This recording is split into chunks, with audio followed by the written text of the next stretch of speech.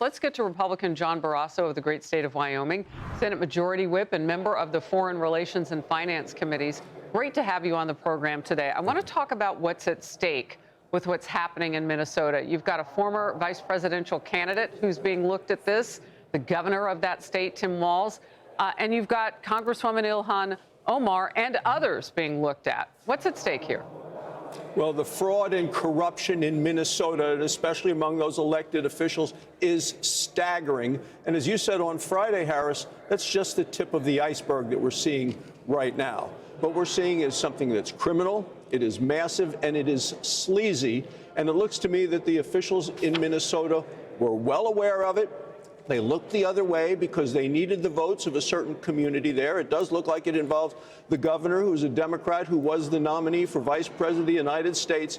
And it also looks like money has been funneled not just to criminals, but also overseas and possibly also to terrorist organizations.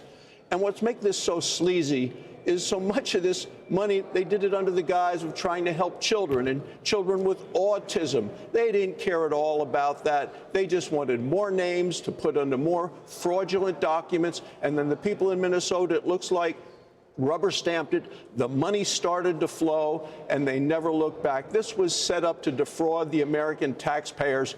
And I'll tell you, we need to go after all of these folks who need to be held accountable for what I believe is criminal behavior. You know, Senators, you were talking about what was happening. Our detail today that we're drilling down on, one of two of them, is the food programs. I mean, you've got a congresswoman on Capitol Hill right now, Ilhan Omar, whose people in her very own staff, one of whom has already committed and is convicted because they confessed to doing this, that they took $2 million in food that was supposed to help people during COVID and used it for personal benefit. I mean, this is a big deal, reaching all the way to Capitol Hill. What are the ramifications there?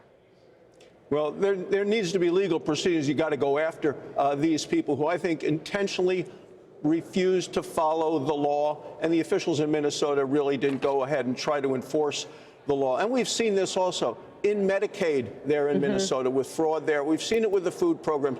We've seen it with welfare. Apparently, they were trying to sign up so many people they ran out of names. So went to a website, www.randomnames.com, to make up names. And the money was so big, we understand that some of it went to buy BMWs, Mercedes-Benz. Some of it even went to buy real estate overseas.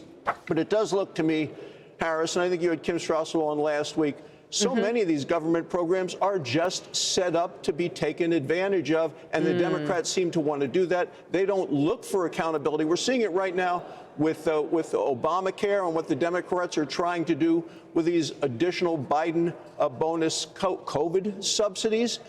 And as the Wall Street Journal pointed out today, you know, Obamacare is a mecca for fraud.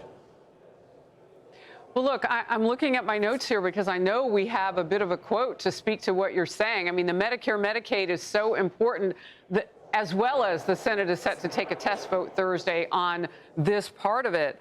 The Wall Street Journal editorial board writes that those subsidies are, quote, a mecca for fraud and ripe for gaming. Here's part of it. The GAO last fall began an undercover test into which it submitted insurance applications for fictitious individuals to the federal Obamacare exchange and insurance brokers. Nearly all of its invented people were able to enroll in subsidized plans despite submitting false or no records to verify their identities and incomes. Senator, as we learn more about this, the American people, you used one word, but they've been ripped off and they cannot be reimbursed. Yeah. And Obamacare continues to fail the American people. I'm a doctor, practiced medicine for 24 years. I want people to get the care they need from a doctor they choose at lower costs. Obamacare has made that essentially impossible. And so the Democrats realized the failures of Obamacare, so they propped it up with big subsidy checks directly to insurance companies. It doesn't go through people, doesn't go through consumers. It goes right from the federal government to the insurance companies. And look, you know, Obama promised that premiums would drop by $2,500 a family. Instead, they have doubled, and the insurance company loves getting those checks. Their stocks are up 500 to 1,000%. So Obamacare was never affordable. And what the Democrats are trying to do now is saying, oh, my gosh, we need to keep these COVID subsidies going, these added bonus subsidies, and they want to send another $100 billion directly from the federal treasury to the insurance companies. And Republicans are saying, look, American consumers ought to have a say in that. If we're going to send money, it ought to go to families who they can make the decision to work what works best for them.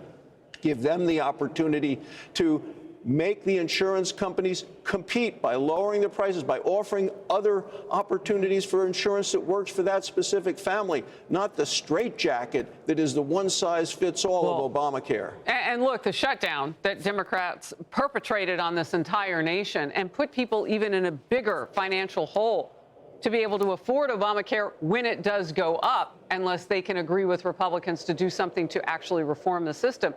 I mean, that is even more unforgivable on the parts of Democrats, what they've done with that shutdown and still didn't fix the problem. Great to have you on the program, and thank you for all of your years as a doctor. It really played a role today, as I'm sure it did for many of your patients for years. Good to see you, Senator. Harris. Great to be with you. Hey everyone, I'm Emily Campagno. Catch me and my co-hosts Harris Faulkner and Kayleigh McEnany on Outnumbered every weekday at 12 p.m. Eastern, or set your DVR. Also, don't forget to subscribe to the Fox News YouTube page for daily highlights.